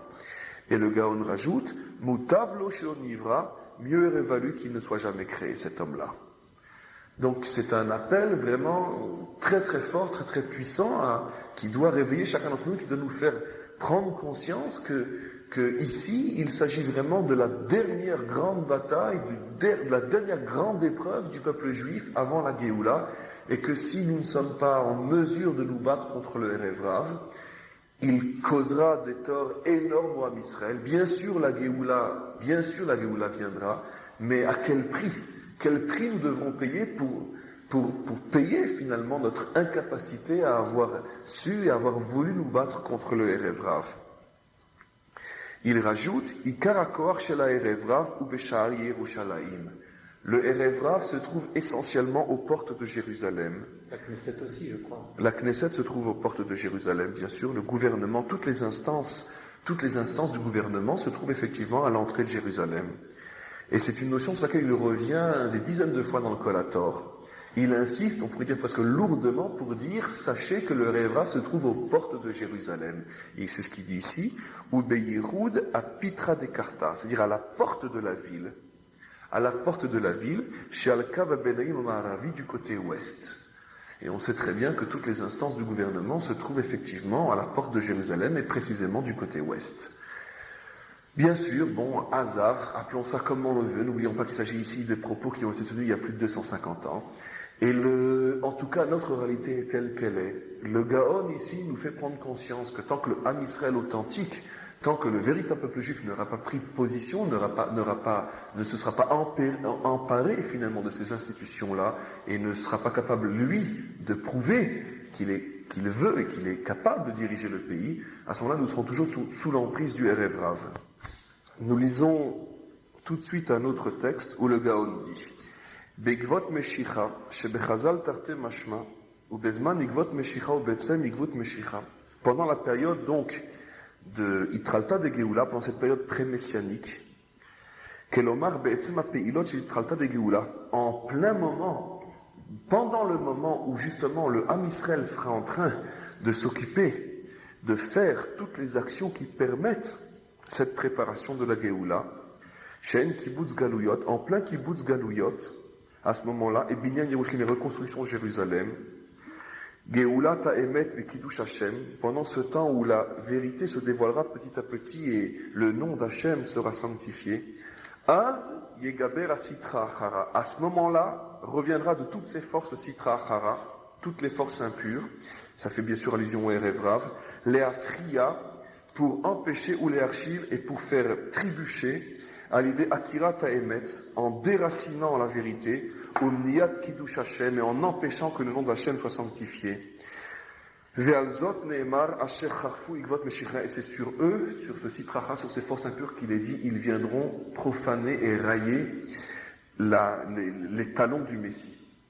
Effectivement, là encore, pour faire le point avec la réalité, la gauche est revenue au pouvoir après une absence du pouvoir pendant plus de 10 ans. Et pendant ces 10 ans où la gauche n'était pas au pouvoir, c'est à ce moment-là précisément que les Shtachim, que ces territoires-là ont été peuplés. Plus de 120 000 Israéliens s'y sont installés, des yeshivot ont fleuri, des écoles, des villes, des maisons, des hommes et des femmes, des enfants, des jardins, des arbres, des fruits, des fleurs. Une région qui aujourd'hui participe à l'économie d'Israël d'une manière absolument extraordinaire. Qu'est-ce que c'est 150 000 ou 120 000 personnes sur 4 millions d'habitants, c'est énorme. Et effectivement, pendant ces 10 ans-là, Jérusalem s'est terriblement reconstruit. On sait aujourd'hui que Jérusalem est une ville immense, une ville pieuvre. Il y a des quartiers immenses qui ont poussé tout autour de Jérusalem. Jamais Jérusalem n'a autant grandi que pendant ces 10 ans où la gauche n'était pas au pouvoir. Et effectivement, d'une certaine manière, on peut dire qu'on a assisté à un début de dévoilement de la vérité dans la mesure où cette notion de Eretz Israël, cette notion de conquérir Eretz Israël, cette notion de Géoula se faisait de plus en plus forte dans le Ham Israël. Et tout d'un coup, en plein milieu de cette période-là, la gauche revient au pouvoir, le Erev Rav revient au pouvoir et va tout faire, comme on le voit aujourd'hui, pour freiner définitivement cette expansion extraordinaire de Yitralta de Géoula. Je rajoute juste un point, puisque le Gaon dit que ce retour du Sitra Achara en force apparaîtra à un moment aussi, où un moment de Kibbutz Galouyot. Or, c'est précisément au moment où des centaines de milliers de juifs russes reviennent aussi en Eretz Israël que justement que la gauche revienne au pouvoir. Donc on voit que cette prophétie, elle aussi, s'est réalisée 100%. Binyan Yerushalayim, que le Sitra Achara, l'impureté, revient au moment où Jérusalem est reconstruite, au moment où dans un moment de Kibbutz Galouyot, des centaines de milliers de Russes qui reviennent en Eretz Israël, et le dernier point, donc, comme il explique, en plein moment où justement on est en train d'agir dans le sens de ce qu'on nous demande, de ce que le Messie Ben Yosef, de ce que le Mashiach Ben Yosef nous demande dans cette période de Yitralta Géoula, c'est-à-dire conquérir Israël, la peupler, faire pousser des arbres, construire des villes, et que la voix de la Torah puisse être entendue partout en Eretz Israël. À t'entendre, on voit qu'il y a des très grandes choses qui se sont passées pendant les 10 ans où la droite était au pouvoir. Est-ce que ça veut dire que la solution optimale, c'est quand eux sont au pouvoir ? Non, certainement pas. En vérité, nous ne voulons ni la droite ni la gauche. Pour nous, c'est exactement la même chose. Avec bien sûr une différence. La droite n'est pas le Erev Rav, mais la droite dans la mesure où elle refuse la Torah, elle refuse Hachem. Disons, globalement, c'est plus ou moins notre même combat avec la droite, avec la gauche. Disons que encore une fois, la droite est moins pervers que la gauche, mais elle veut aussi un pays, elle veut aussi un État, elle veut aussi une nation sans Torah.